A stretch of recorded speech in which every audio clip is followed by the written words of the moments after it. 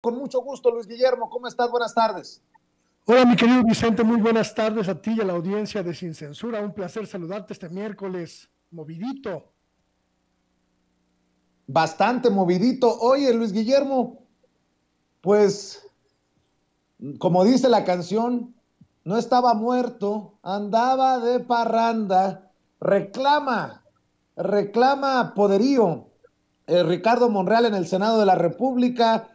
Muchos señalan que es un manotazo de Ricardo Monreal y el grupo parlamentario de Morena ha designado hoy a Alejandro Armenta, un hombre cercano al senador Ricardo Monreal, como nuevo presidente de la mesa directiva del Senado de la República.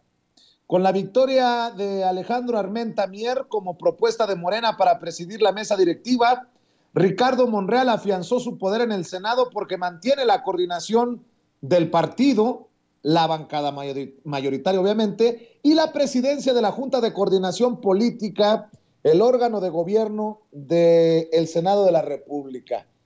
¿Cómo entenderlo, Luis Guillermo Hernández? Creo que es muy claro que Ricardo Monreal no se va a ir de Morena sin antes intentar dar los golpes más certeros que tenga capacidad de dar en su salida. Es prácticamente un hecho que se han roto absolutamente todos los puentes que tenía con el gobierno del presidente López Obrador, y es prácticamente un hecho también que lo que comenzó siendo un bastión de poder, el Senado de la República, y que desde ahí intentó pues una negociación con el presidente López Obrador, ahora se ha convertido en un reducto, en el último reducto del monrealismo en la cuarta transformación. Efectivamente, Alejandro Armenta, el senador poblano que busca suceder a Barbosa en el gobierno estatal, es un hombre del PRI, un hombre que llegó a la cuarta transformación invitado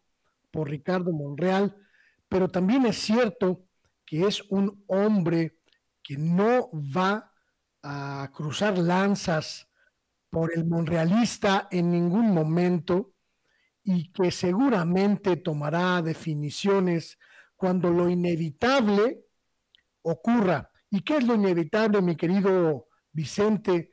Pues la salida de Ricardo Monreal de Morena, que ya prácticamente está en cuestión de horas, en cuestión de días.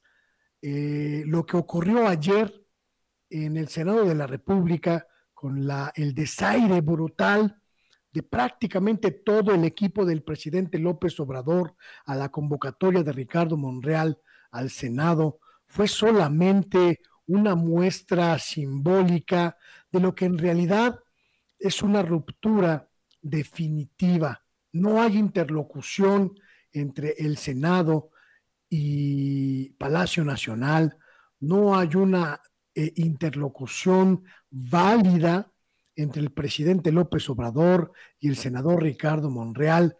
Y lo que vemos, mi querido Vicente, son los coletazos del animal herido, el animal que no se conforma con irse, sino que busca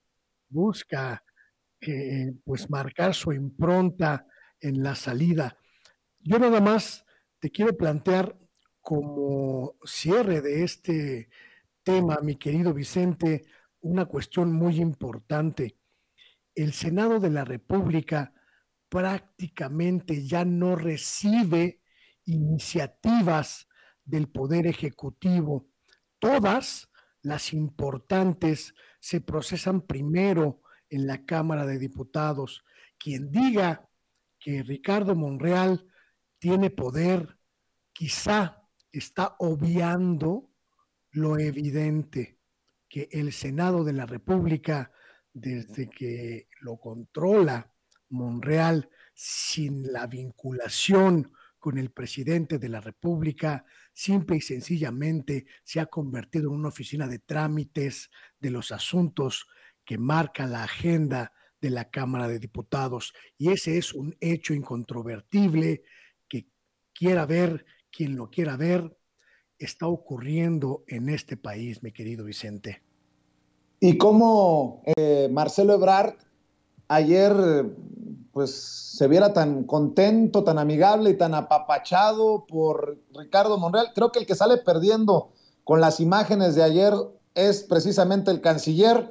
Bien lo decías tú, un hombre que ha hecho su trabajo y lo ha hecho bien en el gabinete del presidente, pero que creo que petardea gacho ayer al hablar de unidad con Ricardo Monreal.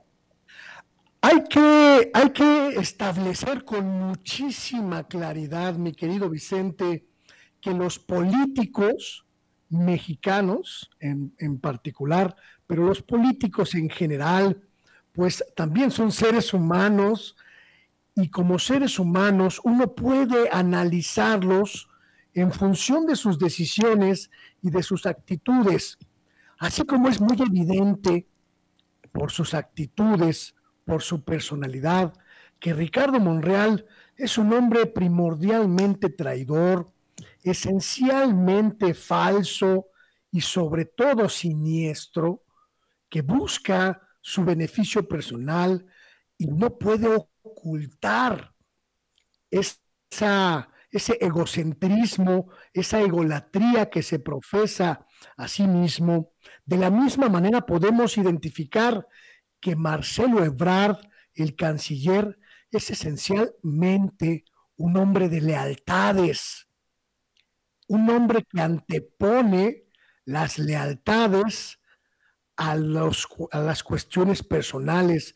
Lo supimos, lo vimos desde que fue leal prácticamente toda su trayectoria a el hoy desaparecido Manuel Camacho Solís, quien lo llevó a los primeros planos de la política nacional desde que era regente de la Ciudad de México y que lo acompañó, lo cuidó, lo apadrinó en una trayectoria amplísima que evidentemente podemos recurrir en términos históricos a la observación.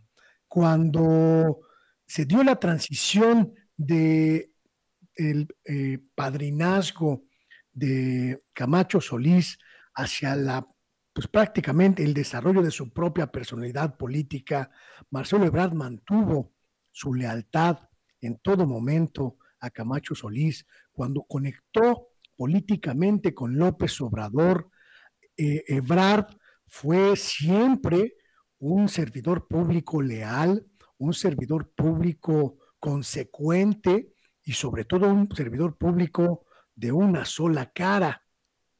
Hoy, cuando observamos que Monreal se desploma, que se derrumba su proyecto de ser la figura central del morenismo y que se derrumba su interés de ser sucesor en este movimiento, pues vemos a Ebrard mantener esta amistad, esta lealtad que ambos han dialogado y pactado a lo largo de todo el sexenio, a pesar de que eso puede significarle muchos negativos a su propio proyecto personal y presidencial.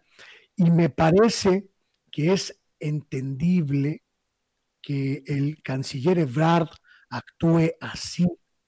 No podríamos esperar de él un doble discurso o una doble condición con su aliado, Ricardo Monreal, pero sí me parece que a pesar de que honre sus amistades y honre sus lealtades, pues por quebrar esencialmente su nombre decente, eso no significa que no se enciendan las luces de alerta ante este asunto. Yo me pregunto qué va a pasar cuando Monreal se vaya, qué va a pasar con Ebrard, ¿Qué va a hacer el canciller cuando el hombre que está trabajando en contra de la cuarta transformación, el hombre que está construyendo su propio dominio, vulnerando las posibilidades de la transformación en la Cámara Alta,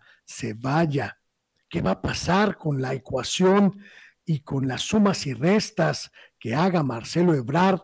Yo creo honestamente que el canciller debería pintar su raya pronto, lo más pronto posible, honrando pues sus amistades y sus lealtades, pero sobre todo pensando en su propio proyecto personal. Ahora sí que, mi querido Vicente, Marcelo, aguas, porque el agua quema y esa, la Zacatecana, está en su punto de ebullición máximo.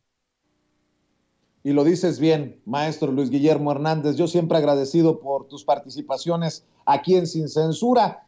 ¿Por qué no cerramos invitando a la gente para que amor con amor se pague? Pues muchísimas gracias, mi querido Vicente. Invito a la gente a seguir en mis redes sociales, Luis Guillermo Hernández Sexta W, en Twitter, en Facebook, en YouTube y por supuesto, vernos aquí la próxima semana en una charla más contigo y con la audiencia de Sin Censura que tanto disfruto, mi querido Vicente. Muchas gracias. Te mando un abrazo, Luis Guillermo Hernández, hablando con nosotros Sin Censura.